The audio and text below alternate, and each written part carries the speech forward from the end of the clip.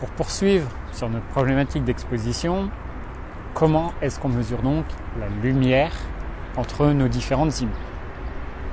Plusieurs possibilités. Comme toujours en photo, il y a toujours plusieurs manières de faire tout. Il n'y a pas qu'une seule bonne solution. La première, c'est d'utiliser ce pourquoi Nikon, Canon et autres travaillent en permanence, c'est la mesure matricielle ou évaluative, la mesure la plus perfectionnée de votre appareil photo. En général, ça donne de très bons résultats parce que ça vous assure d'avoir une exposition globale correcte entre vos différentes images. Vous avez vu, j'ai des écarts d'à peu près 2 diaphes, 1 2/3 entre les zones sombres et les zones lumineuses de chaque photo, entre chaque photo en tout cas. Et ça me convient assez bien, j'ai toujours mon écran pour voir mon résultat. Je ne vais pas m'embêter, 9 fois sur 10 c'est largement suffisant pour faire des photos tout à fait correctes. Si jamais vous êtes un peu plus intéressé par les écarts de luminosité entre toutes les images, c'est-à-dire quelle est la zone la plus lumineuse de mes 3 photos et quelle est la zone la plus sombre, vous pouvez utiliser une mesure plus centrée, une mesure spot, afin de voir en fait quel écart il y a entre cette zone la plus claire et cette zone la plus sombre et savoir si vous allez pouvoir la faire rentrer dans la dynamique de votre boîtier. Je vous ai déjà dit qu'un réflexe numérique, ça avait à peu près 5 IL d'écart, c'est-à-dire qu'il peut y avoir 5 diaphes entre les zones les plus sombres et les zones les plus claires, entre le blanc pur et le noir pur. On va pouvoir mesurer avec la mesure spot afin de savoir si tout ça, ça rentre dans une seule et même photo. Pour ça, je vais donc choisir mon mode de mesure de la lumière en mode spot. Idéalement, je vais même zoomer un petit peu avec mon objectif. Je vais aller pipetter un petit peu différentes zones de mon image. Je suis toujours en mode priorité ouverture et je vais mettre mon capteur central parce que c'est lui qui est sélectionné pour faire la mesure sur le reflet le plus lumineux de ma photo, à savoir le haut de mon immeuble en haut à gauche. Je vous fais la photo. Il m'a dit, c'est rigolo, 1/4 millième. Vous voyez, on voit même plus que c'est un immeuble. Si je prends l'arche de la Défense, les points les plus lumineux sont autour de 1/640e de seconde. Vous voyez, je fais des photos à chaque fois. Vous voyez ce que ça donne. Si je prends les arbres éclairés à gauche, 1/30e. Si je prends mon sol au premier plan, 1/60e. Des arbres à l'ombre, 1/15e, mais ça risque même d'être flou. Donc vous voyez, à chaque fois, si j'utilise ma mesure spot et que je déclenche, ça va me ramener la zone qui est à l'endroit où est faite la mesure à un gris moyen, une exposition moyenne. Donc c'est pour ça que tout à l'heure, mon reflet ultra brillant de mon immeuble s'est transformé en zone grise et du coup tout le reste qui n'était pas le reflet est devenu totalement noir. J'ai donc 1/4 millième tout en haut, 1/30e voire 1/15e tout en bas. Je ne vais pas pouvoir intégrer ça dans mon image. Il va falloir que j'accepte le fait qu'il y ait beaucoup de choses dans mon image, que le champ soit très large, que du coup j'ai des zones très nettement éclairées par le soleil et d'autres très nettement à l'ombre. Il y a un tel écart que je ne peux pas tout englober et qu'il faut donc privilégier certaines zones parce qu'on ne peut pas faire autrement. Les détails dans le reflet de mon immeuble, je vais accepter de les cramer.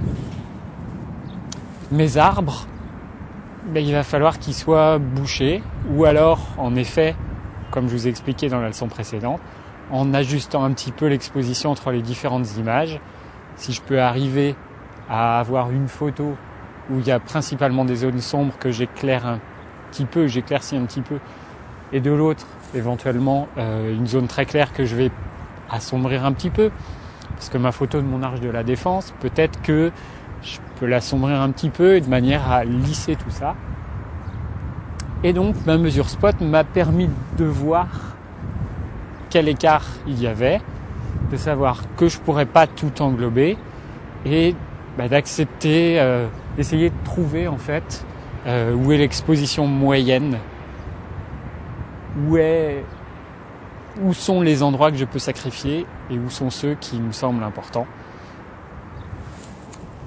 Et donc, pour conclure, parce que là, ok, je me doute, vous êtes en train de vous dire, ok, je sais qu'il y a un 4 millième, un endroit idéalement et un 15e, mais qu'est-ce que je fais ? Mais tout simplement, il faut voir où est, on va dire, la majorité de vos tons. Mon 4 millième, c'est un détail. Mon 1 15e, c'est un détail aussi. Si je prends différentes zones, si je prends les marges devant moi, un 50, les zones les plus sombres de l'arche, un 400, le ciel, un 400.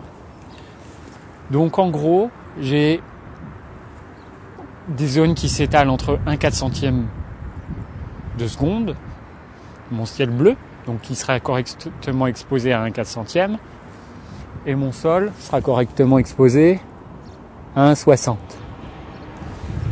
1/60, 1/125, 1/250, 1/500e. Ça me fait 4 IL d'écart. Du coup, j'en ai même un en rame, si mon appareil en encaisse 5. Ça veut dire que mon 30e où les zones de mes arbres ne seront pas totalement bouchées et mes zones un peu plus claires en hauteur. Mon building en haut à gauche qui lui est plutôt à 1/640, il ne sera pas non plus cramé. Alors maintenant, à quelle vitesse faire ma photo si jamais je me mets en mode manuel? Eh bien, au milieu à peu près, à savoir, allez, 125, on essaye. C'est un peu bas, 125, peut-être qu'un 250 serait mieux. On fait un test. Mode manuel, F8, 125.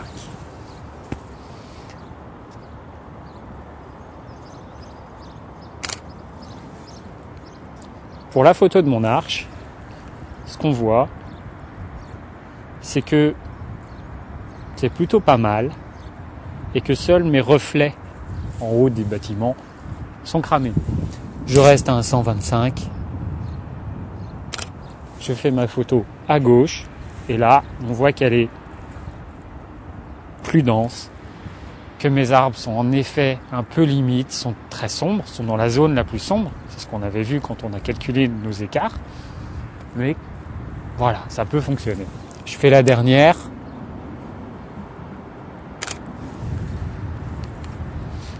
Toujours à un 125.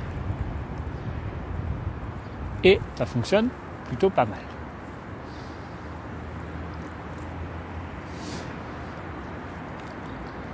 Conclusion, c'est très compliqué la mesure spot. C'est très pointu, ça vous permet de vraiment faire des tests précis, tout ça. En pratique, je vous l'explique parce que faut savoir que ça existe, comme pour beaucoup de choses en photographie.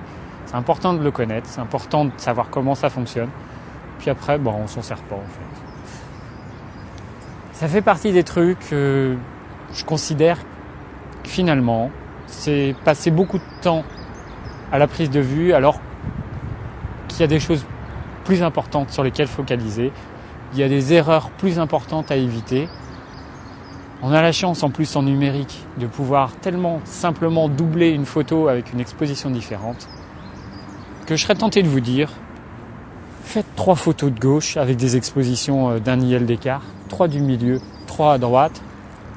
chez vous, tranquillement, vous verrez, vous essayerez d'assembler les 3 avec la même exposition, vous essayerez une avec l'exposition la plus claire au milieu et puis celle de gauche et droite qui sont plus sombres, la version avec plus 1. Bref, prenez-vous pas la tête, ça n'a pas d'intérêt. On a certes la possibilité d'avoir ces technologies, d'en profiter, mais c'est pas forcément la peine d'y passer tant de temps.